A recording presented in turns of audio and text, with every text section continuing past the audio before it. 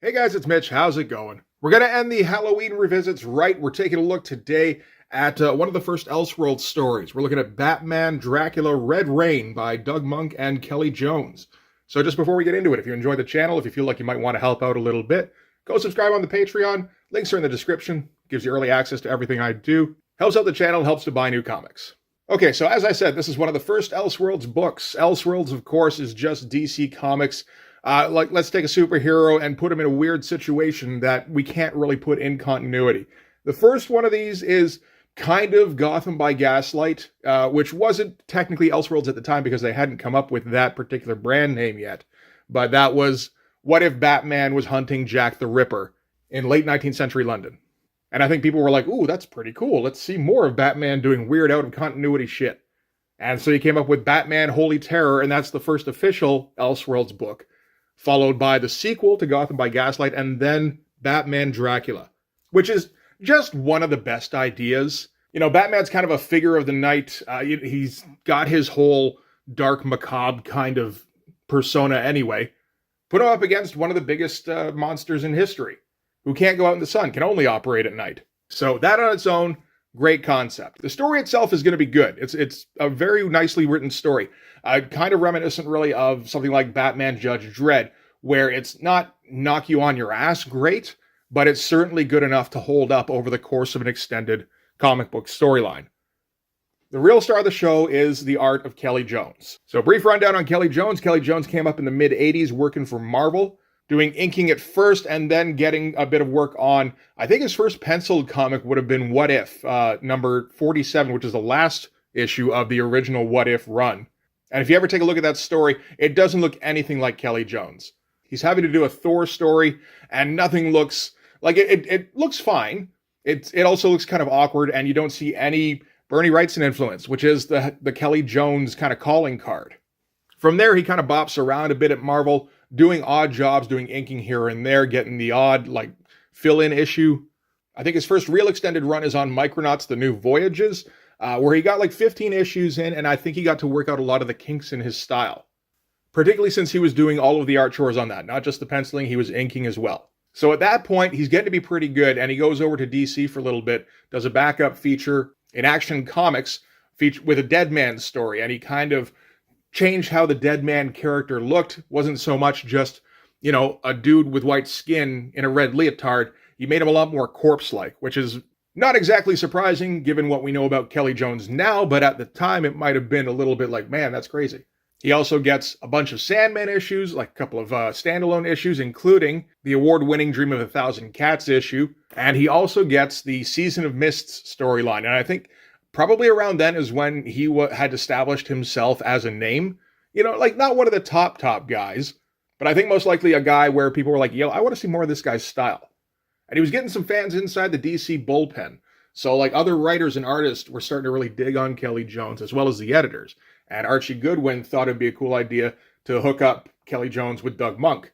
And Doug Monk had this idea for a Batman versus Dracula story.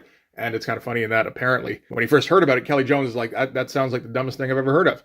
But Doug Monk got him a script, he read it over, thought it was awesome, and decided, okay, this is what I'm going to do for the next 5 months, because that's how long it took them to make the thing. And that's maybe the best part of this, because it's a standalone prestige edition. He doesn't have to hit a monthly schedule.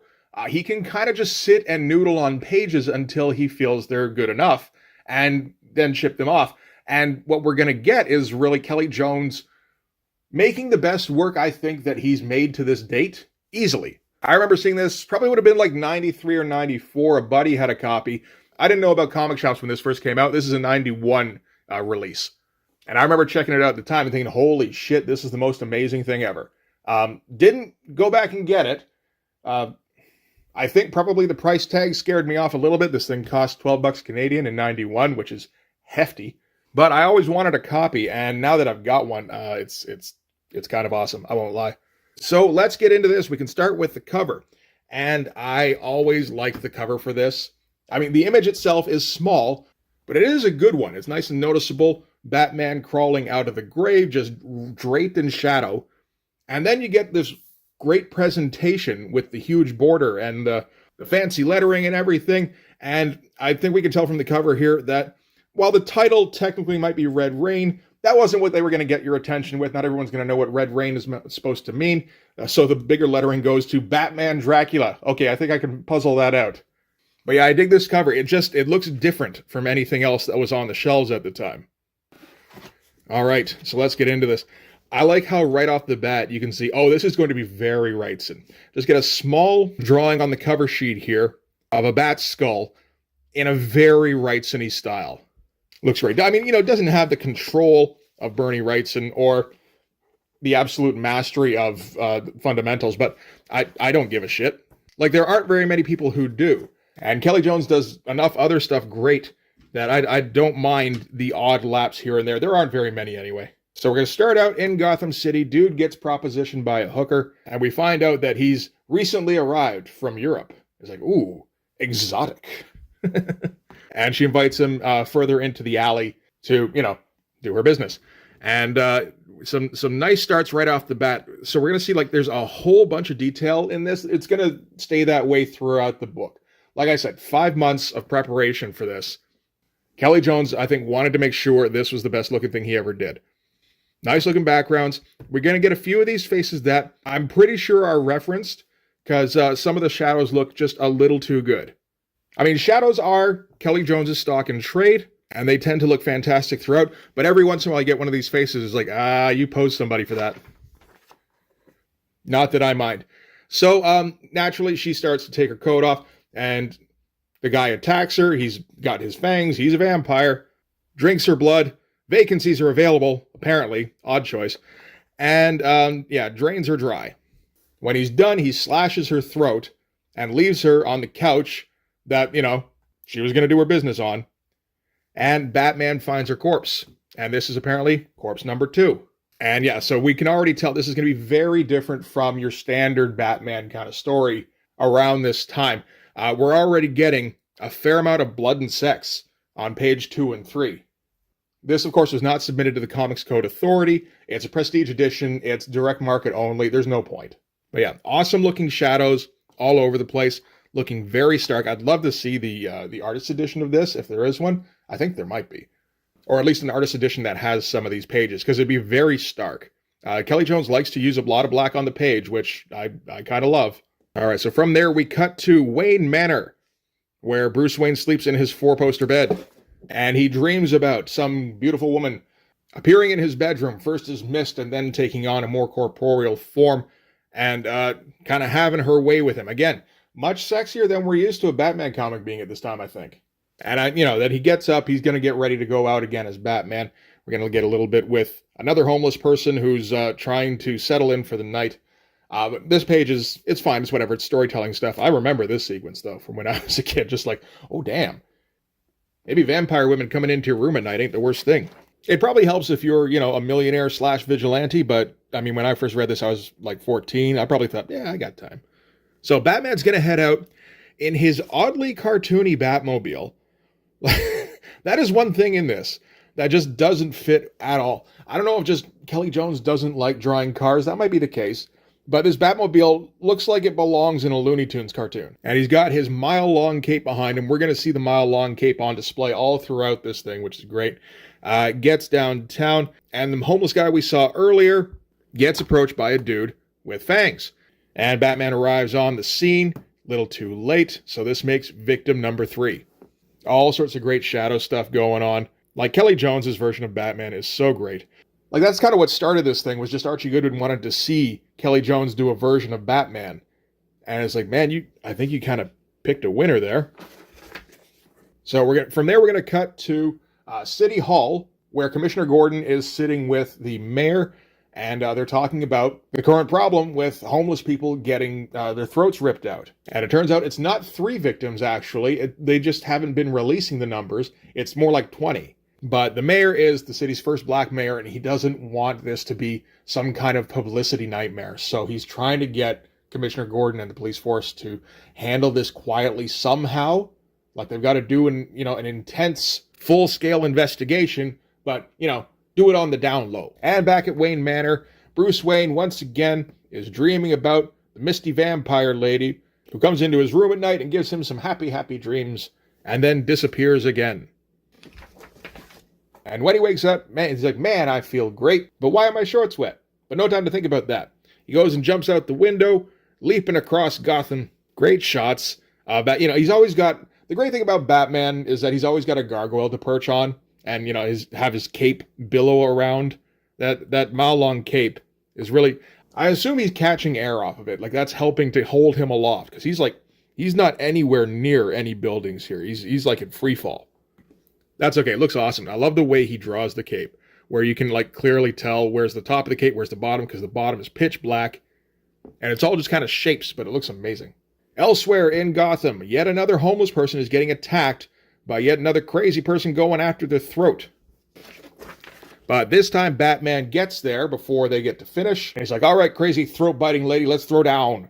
And she comes out and he's like, oh shit, because she's way too fast, she's way too strong, and she kind of kicks Batman's ass and then goes sprinting off. Some of the action stuff, like, it's not Kelley Jones's forte. Like, this punch doesn't look amazing just because of the way he turned up the hand at the end here. I mean, it doesn't really matter. He's got a couple of good shots in here. Like, well, more like the woman gets a couple of good shots in. Maybe that's what he was going for, where Batman was, like, pulling his punches. And, I mean, like, all the shadow stuff looks amazing anyway. Like, who cares if he's not drawing Image-style action? I mean, this is before Image anyway, but you know what I mean. So he loses track of the perp, goes back to the woman, hoping that she's still alive, but no, he's actually too late. But because he interrupted her, she didn't get to finish the way they usually carve up the bodies. So the throat hasn't been slashed yet, showing the marks from her getting bitten. Meanwhile, across town, yet another body gets found by the police, and they're going to still try to keep it under wraps. The press isn't really paying attention to this so far because it's just homeless people that are getting bumped off. And back at the Batcave, Bruce arrives, and he's just done for the night. Alfred tries to get him to pay attention to his Bruce Wayne-ly duties, but he's too damn tired. Or at least that's the excuse he gives. It's actually more that he can't go out in the sun right now because the vampire woman's been visiting him at night and kind of changing him. Awesome-looking Batcave. A little bit reminiscent of his version of Hell from the Sandman, the Season of Mist storyline. It should be noted that he has the same inker on this that he had then. That's Malcolm Jones III. And it's a nice combination, the two of them. So yeah, gets up into his room. He's avoiding daylight, of course. Kind of looks like he's just walking through his Wayne Manor in his Batman costume. So I was like, why not? Apparently this was done Marvel method. Or pretty close to. Where they came up with a plot, and then Kelley Jones just drew the pages, and then Doug Monk went and put in the script afterward. So maybe Kelley Jones is just like, I want to see Batman coming out from behind the secret door, behind the grandfather clock. That seems fun. But yeah, dreams about the vampire lady again. I appreciate that Kelley Jones makes the fangs, the canine teeth. Not everybody thinks to do that. Some people make it in the incisors here. The front tooth, like the front teeth, is that one always bugs me. Even Nosferatu, sorry. Not as much as making it like the first molars, which I've seen once or twice, and that's just like, you don't even know how teeth work. Well, usually I think that. Gene Colan, I think, did that in Tomb of Dracula. It's just like, Gene, come on, man. But the book looks so good, you don't even give a shit, right? So he wakes up from his sexy dream, looking right sunny as fuck, goes down to his car, he's going to head into town, accidentally rips off the door handle, so Bruce Wayne is experiencing some changes. And he's Batman, so he's got to investigate further, so just kind of lifts his car up. But I appreciate the walking you through him discovering the extent of his power now. Again, it's the kind of thing not everybody thinks to do. You might just rip off the door handle and go, oh man, that's crazy, I better not try anymore. Like, Batman wouldn't do that. Batman would go, how much can I lift now? Like, maximum yield. I need to know how I can use this optimally. But he decides what he's going to do is he's going to go and get checked out by a local doctor that he knows. Basically, he just wants to see if there's any abnormalities in his bloodstream, see the extent of the changes to his physiology. Great nonsense tech here. Got no problems with that whatsoever. And it's going to take a little while for the results to get back to him. So he's got work to do in the meantime. So what we're going to do now, we're going to cut to under the city, in the sewers, which looks an awful lot like under the catacombs in Paris or some shit. That would make sense for them to do that shit in Gotham, I guess. And Dracula is building up his brood. Again, just awesome looking shadows. Batman, in the meantime, is going to go and find him an expert about the subject of vampires. So we get a weird sequence here. Great shot of Batman, by the way. Most of the shots in this are just fucking awesome. But where Batman is, yeah, like he's doing like middle school investigation on vampires. Basically just confirming what everybody knows, but you do have to set up what the rules of these particular vampires are. Now, it's 91. We're a ways off from the Interview with the Vampire movie and just the whole goth thing taking over and kind of switching up all the rules. So the rules are exactly what you think they're going to be. But it's not a bad idea to just establish it up front, and then you can work within those boundaries.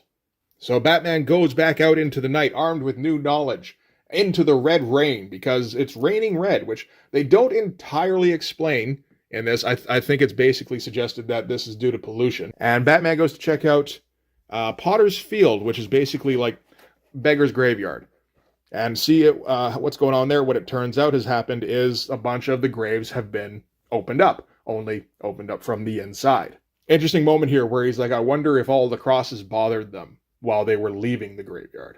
And it's like, that is an interesting question, actually. So he follows the trail of the new vampires who came up from the graveyard as far as he can. It leads to a dead end in an alley. And he's like, this is the kind of thing I have to figure out how to track, which is an assailant that can turn into a bat or into mist. As he finds a sewer grate, grabs onto it, and yanks it right out of the ground, complete with all the mortar around it. Some pretty awesome looking shots. Again, kind of a very Wrightson-y looking, shadowed grate from the inside. We saw a little bit of that in, I want to say it was the Muck Monster, in Bernie Wrightson, Master of the Macabre. And yeah, so Batman descends into the sewers to go and hunt his quarry. And searching around down there, it's just like a house of horrors. There's like mutant rats for one thing, with their fucking spines exposed. We're going to see quite a few exposed, like overdeveloped spines in this, which is just great. Kelley Jones just loves his his skeletal beings. So yeah, it turns out there's all sorts of corpses down in the sewers. I like how the water is now red because of the red rain. But steps right in some corpse's rib cage, finds a whole pile of them, and then the pile starts to move. One of the corpses from the bottom manages to wiggle its way out. Like, fantastic looking shot. Again, prime Bernie Wrightson. I do like how Kelley Jones seems to have based his style largely on like mid-70s Bernie Wrightson instead of his later stuff when he kind of eased it back a little bit, I think. But that's such a cool shot. I love the way he draws the skeletal vampires in this. And so yeah, these new vampires, they're going to attack him on sight. He can hold his own for a bit, but he's got the same kind of strength that they do, and there's more of them. Of course, he's Batman, so he's got his actual fighting techniques that can help to even the score a little bit, but if they keep piling on, eventually he is going to lose. So he does have to run for now. Comes across some more vampires feeding off of a victim. I do kind of like how, like, these guys on the end, they're just looking for blood. This guy seems to be on a different mission. It's like, yes, I'm looking for blood, but priority's on the source here, people. So with Batman pausing to take that in, the other vampires catch up to him, and he has to fight them all off. We get a great splash page, Batman versus the vampires. All cape wrinklies and super shadowed abs. I hope Kelley Jones got some good money for this, or, preferably that he still has it, because it's an awesome page. All right, so Batman's fighting them off, but as I said before, since they all can match his strength and there's far greater numbers, eventually he is starting to succumb. The vampires close in. Again, awesome fucking shot.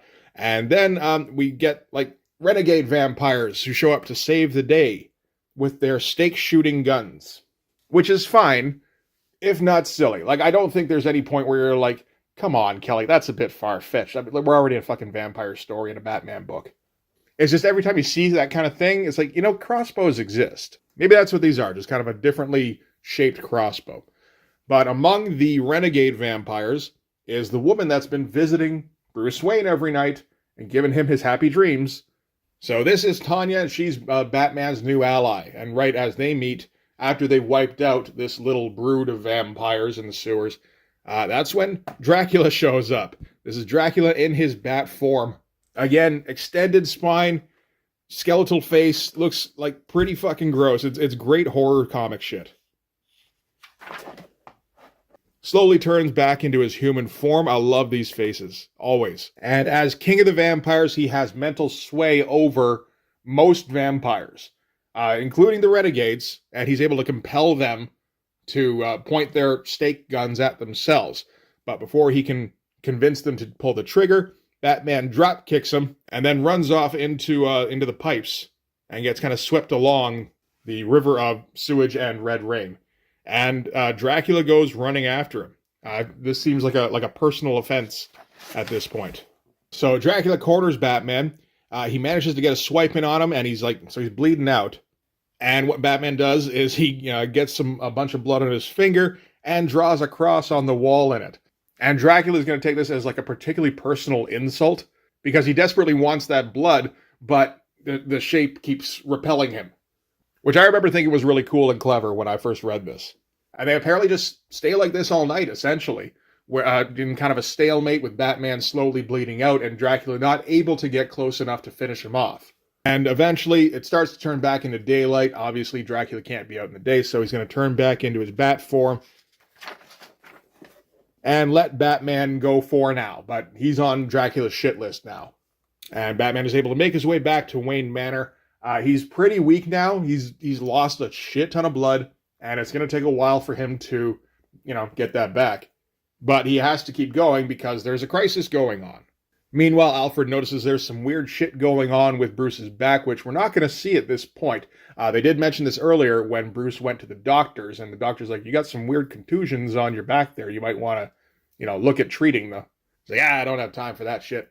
And back under the city, Dracula investigates the scene of the battle. All of his brood, the vampires that attacked Batman, they're all dead now. All the renegades are gone. And Dracula is extremely upset about this evening's turn of events. This shot here, this is a fun shot of Dracula being super pissed off. I don't think this is reference. I think this is just Kelley Jones having fun with like face folds and shadows and shit. Speaking of faces and shadows, awesome shot. Whenever you get a chance to silhouette some Venetian blinds against a guy, you gotta take that shit. Back in Wayne Manor, pretty nicely detailed kitchen. Alfred is tending to Master Bruce. We're at the point now where even the water coming out of the taps is usually red, and the filtration system can't get rid of it all. Meanwhile, upstairs, while Bruce is recovering, he gets visited by Tanya again. And he realizes that it's not a dream. She's been visiting him regularly and gifting him her vampire blood to give him the abilities to actually take Dracula down, because that's her whole deal. We got her entire backstory here. This is all amazing looking shit. Where a couple hundred years ago, Dracula, turned her. She was one of his brides. And it's not like she held on to her humanity and was able to, resist her vampire urges to, kill people. Like she, for a few hundred years, was slaughtering people alongside Dracula until eventually Dracula decided to take out a kid. And that kind of clicked something in her brain. It's like, no, can't do that. She ran away and started living off of animals, trying to find some sort of artificial plasma that she could wean herself off of real blood with. We would get a little bit of her Trainspotting-esque withdrawal sequence. And after that, after she'd weaned herself off, she went and found other vampires who didn't want to be what they were and started recruiting her little renegade crew. And so now they try to turn vampires whenever they can to, like vegan vampires. And the ones they can't, they just put down. But yeah, all of this stuff is so awesome. Like the old school village we've got going on here. Tanya is just like a feral animal roaming the forest and killing all the woodland critters. And we get a little bit of Tanya in a laboratory. And again, this is Marvel method. Kelley Jones wasn't told to do that shit. He's just like, man, that Frankenstein plate is so fucking awesome. I'm going to draw some of that. And so that brings them back around to present day. And they're talking a little bit about the confrontation they had in the sewers. And you get the feeling that this is the first time that her and the Renegades have actually gone up against Dracula, and they weren't 100% for sure if he had control of them. So this is just kind of confirmation that they can't take him on directly. But obviously Bruce and his fucking drop kicks can. So they picked the right guy, and they're going to keep pushing forward. And they're going to start making some plans for how they can take Dracula and the entire event, because Dracula's going to keep working on creating new vampires. So they're going to have to take out his entire brood in one night if they can. So he's going to have to put the plan in motion. Bruce puts the word out that he's going to meet Jim Gordon in the old section of town. Jim's a little weirded out by, hey, why aren't we meeting on the roof as usual? I like the roof. I can smoke up there and nobody sees me. But it's, no, we need to go and meet in a warehouse so that you can meet my vampire buddies. So Batman's going to break it down for Jim. He's telling him about how there's this vampire plague that's building in the sewers. And someone further up the chain than Gordon is keeping this whole thing quiet, which makes it sound as though Dracula has somehow corrupted the mayor and is making the mayor hush up Gordon and the GCPD. But I don't think we ever actually get that confirmed. This feels like a subplot that just kind of got discarded. And of course, Jim doesn't believe in the vampire shit. So Tanya is like, okay, well then shoot me. And he's like, no, thank you though. And she busts out her fangs. Awesome looking fucking shot. I tell you, man, Kelley Jones should just drop vampire stuff forever. And she goes leaping at him, so he has to gun her down, demonstrating that the bullets don't hurt. So she's like, there, ta-da, vampire. And he's like, okay, I am sold on your vampireness. So he's got to go back to the precinct and find a way to make this public, while Batman and Tanya work to try and end the vampire threat. After the meeting, Gordon takes off. It's just Batman and the vampires, and he kind of collapses because he's very low on blood. And as Gordon leaves, we see Dracula, who's been observing the whole thing. I like the Dracula bat form. It's pretty cool. I wonder if this influenced the Coppola Dracula bat form at all. Probably not much, but maybe like a little bit here and there. So back at Wayne Manor, Batman wakes up, having been attended to by Tanya and some of the other renegade vampires. And Tanya had to give Batman a transfusion, which does make him more vampire-y, but there was no other way to save him in time. So, ends the transfusion, tells him, by the way, Dracula took your buddy, peace, and they turn into mist and evaporate. Batman immediately thinks Alfred goes crashing through his house. I like that. That's fun. Alfred's at the foot of the stairs going, yes, sir, you rang? And that's when a bunch of vampires bust through the window. I like this stuff here, where he's not... The action stuff, it feels like Kelley Jones, like he has some fun with it, but it's not his main thing. His main thing is people making faces and people standing there in broody shadows. So now Batman, in his more vampire-y form, can whoop them all pretty easily. Smashes a table, takes out the table legs, and drives stakes through all of their hearts. Fun stuff. And this, of course, now convinces Alfred that whatever crazy plan Master Bruce had been cooking up with this woman who keeps, visiting him at night and then disappearing, maybe that's how we got to do things, because apparently the vampire thing is real. And during the cleanup, a report comes on that Commissioner Gordon is missing. It's like, oh, right, that friend. I knew that. So Batman's going to have to go and rescue Jim from Dracula, which is a fun sentence.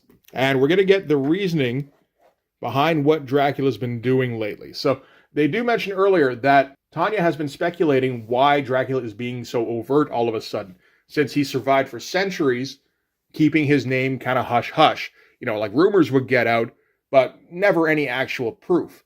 And then all of a sudden, he's just like, fuck it, vampire plague, deal with that. And it turns out that this is down to humans getting crazier over the last century, which is like, okay, I guess that's a reason. You kind of thought it might tie into the Red Rain somehow, but it really doesn't seem to. The Red Rain is just there for atmosphere. But regardless, the side effect is that Dracula now just doesn't give a shit anymore. He's been drinking too much crazy blood, and it's turned him into a crazy vampire. And he flies away with Gordon in tow, waiting to lure Batman so that he can kill him off. Leaving his vampire buddies to just kind of hang around and be like, well, guess we're just going to have to wait until the Master tells us what to do next. And they all get batarangs in their heads or in their shoulders, just like, hey, that's something to do. Kind of a fun Crypt Keeper looking shot here, actually. So the vampires go chasing Batman through the sewers. He lures them back to the Batcave, essentially, where the renegade vampires are waiting for them. And they got a bunch of them down with their stake guns, kind of herding the rest away further into Wayne Manor, specifically the Batcave, which is where Batman's running anyway. Gets to a wall where he set up an explosive. Get a fun shot of Batman leaping through the wall. Awesome shit. All those Kelley Jones folds in the cape. And now, so that was the wall connecting the sewers to the Batcave. And all the vampires stream into the Batcave. Awesome looking shot. I like how all these splashes are basically their own standalone pinups that still work in the context of the story, but you could totally just look at them apart from that and be like, man, that is just an awesome drawing. I want that poster. So now Batman has to run upstairs into Wayne Manor, lock himself in like a cryo tank, and they're going to blow open what I assume is the east wall of the Batcave. So letting in all of the sunlight, letting out all of the bats. But the sunlight fries all the vampires, except for one left, who Tanya's still alive, and she runs after him and drags him into the light. And that's the end of Tanya as well. And she's just kind of glad to finally reach an end. This looks like it would have been some fun stuff to draw. Kelley Jones really seems to like drawing his twisted up bodies. I don't know why exactly Tanya's been in like an aerobics outfit this whole time, but you know, I'm not really complaining that much. Upstairs, Batman gets into his cryo tank, and from inside blows the rest of the explosives, which blows up the rest of Wayne Manor. Pretty crazy looking shot. There's a whole lot of rendering going on in here. It all collapses in on itself, and now that basically, I suppose, gets rid of any evidence of the Batcave. I mean, you know, if they dig far enough, they're going to find, like, computer monitors and shit, I would imagine. Or, like, a big-ass fucking dinosaur. And maybe wonder what the hell was going on down there, but I think for at least the purpose of the narrative, that doesn't really matter to this story. So we can just ignore that. And I do like how Wayne Manor itself is, like, a dozen different Bernie Wrightson chateaus just kind of piled on top of each other. So once the cleanup crew, they go investigate, they go figure out what they're going to do, and they take off for the night. And as night falls, Batman gets out of his cryo tank, and he's on his own now against Dracula. And we get a brief moment where he, you know, remembers Tanya, you know, kind of recognizing her sacrifice. She died to save him and to save the city, really. It's like, oh, that's kind of sad. But as he's getting up, he gets buzzed by Dracula, because Dracula wants to take him at his preferred location where he's got Jim Gordon stashed, which is like, okay, I guess the purpose of this is just to remind you that's the point of all this. The threat isn't over just because they've blown up all of the vampires and they destroyed Wayne Manor, which is kind of an end of the story kind of climax, or it could be. But it's like, no, we're still going. Alfred set up a nice brownstone for the two of them, where they're going to be operating out of from then on, which works better for Bruce anyway because it's right in the heart of the city. And they've been kind of prepping. Turns out Bruce managed to get a whole bunch of silver batarangs ordered. And in addition to that, he's not going to be needing the Batmobile anymore. Got some brand new wings. He's a Batman with bat wings. And that almost feels like this is the point of the story. It's just, we got to get some wings on Batman. Looking pretty similar to the wings he put on Lucifer in Sandman's Season of Mists. So I guess he liked how he was able to put those together. Again, awesome looking shot. It's a little fun how often Batman stands directly under like a high contrast light source. Don't give a shit. Looks awesome. So Batman's going to get his costume on, and he's going to flap away into the night. It looks as though his cape has also gained powers because it's gotten even longer, which looks fucking sick. So Batman is heading off to the local medieval tower where the final showdown is going to take place, and Dracula is in the meantime kind of torturing Jim. He kind of cuts his throat. Nice looking hand there. That's obviously reference where he's just kind of looking at his own hand, but it looks fucking great. Yeah, cuts his throat, avoids the vein, so slowly bleeding him, and tells Jim what the plan is going from here, where he's going to take over Gotham with the help of Batman's bats, because he controls the beasts, right? So even the bats are on his side now. And Batman shows up, and now they're going to do battle. And, you know, like I said, Batman doesn't have any allies anymore. He's not weak anymore, and he has the gifts that his allies gave him. So this is like classic hero myth shit now. So he gets a little bit confused here because the sequence of events seems very drawn out here. Like it looked like Batman was about to enter the tower, but we're just going to cut back to kind of fill in all around first, where Alfred is following Batman as he flaps his way towards the tower. And apparently it's like chaos through the streets. All the bats are attacking people. They're knocking firefighters off of ladders. Fun stuff. Just kind of weird. Doesn't seem to have anything to do with anything. But yeah, city's in chaos. Batman approaches. His cape grows wider still. Like, man, that thing looks amazing. And Dracula's enjoying a goblet of Jim's blood when all of a sudden, silver batarang in the face. And the final showdown can begin. Batman versus Dracula. Batman gets not a great looking punch in, which we're getting used to, I think, in this issue. It doesn't matter. We're not here for these shots. We're here for these shots. And that shot, too. We need to see this shot over and over again. And we're gonna, in this and in the Red Rain sequels. So, yeah, they're just kind of throwing down. Batman can't do just a stand-up punch-up, because Dracula's just going to win that every time. Even with Batman's enhanced strength, he's no match for someone as powerful as Dracula. But he's able to cut Jim down. We're going to get a little back and forth between Batman and Dracula here. Fun stuff where Batman's just like basically all shadows and folds and teeth. Great looking shit. I think we get a bit more of that when Kelley Jones would do the covers for the Nightfall series. So yeah, since Batman can't match Dracula's strength, he's going to use the one advantage he does have, which is silver batarangs to the face. Get a few more slightly awkward looking kicks in. Better punch by Dracula here. So Batman, of course, decides to keep his distance and give him more silver batarangs to the face. Again and again and again. And Dracula just has to go flying out of the tower because I can't take any more silver batarangs to the face. Great looking uplit shot. Once he's falling out of the tower, he transforms back into his bat form, which gets rid of all the silver batarangs. Batman goes flapping after him, and we get these two giant bat things just kind of flapping across the sky, engaged in aerial combat, while Alfred tries to keep up in the Mercedes, because the Batmobile, of course, got buried under Wayne Manor. So Batman and his crazy living cape get some height on Dracula, and he kind of plummets into him. And we're going to have an aerial fight from here.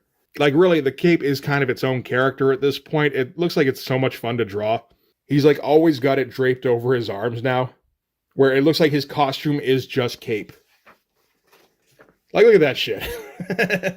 But yeah, punch up in the sky. Awesome looking shot. That's fun as hell. Looks like Kelley Jones doesn't really go in for the double lighting very much, at least not at this point. I think that would probably be more popularized in another year or two, but I wonder if he would ever add it in, because it's not the kind of thing Bernie Wrightson would do. So, maybe it's just, no, I don't need to do that. But anyway, in the midair, Dracula manages to latch on to Batman's neck, and he's just going to drain him, and they're going to, like, slowly descend. And the red rain keeps falling, and lightning strikes a nearby telephone pole. With this panel here, I thought the focus might be on the tree, but no, apparently it's this telephone pole here. But splits it in half.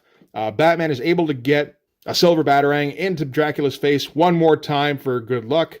And they fall towards the split telephone pole with the pointy end sticking up. And Dracula impales himself on it. Fantastic looking stuff. Nice and gory. Just get the blood dripping down the stake. Meanwhile, Batman is quickly bleeding out because, Dracula did latch onto the jugular this time. But before he goes, he's going to make sure Dracula burns out, which he does. His corpse ignites and just turns into ash. Oh yeah, so much fun stuff. And we get what I feel is a classic shot. Or maybe another one that he kind of referenced on a Nightfall cover. I feel like that might have happened. But big old splash page of Batman in the wake of the battle. Victorious and 97% cape. And after the battle, he's basically used up. He's got no more blood left, and he collapses. Alfred pulls up right at that moment, and Bruce is dead, and he gives a big ol' Khan scream to the heavens kind of thing. All right, so 7 days later, there's a bit of a press conference with Jim Gordon and the mayor, where the mayor instructed the district attorney to arraign him on charges of criminal neglect. So it wasn't a matter of Dracula influencing him. He's just like, dude, please don't tell the press about this. My wife's so sad when she hears about this shit. But yeah, no, freely gave himself up, so that's good shit. Alfred visits Bruce's grave. Very, very small grave, apparently, which looks like it's in Potter's Field. Something tells me that might not be the case, but that's okay. We're getting to the end of the book. Doesn't matter. Alfred is the sole heir of Bruce's fortune, although most of that fortune is going to go towards a housing the homeless project.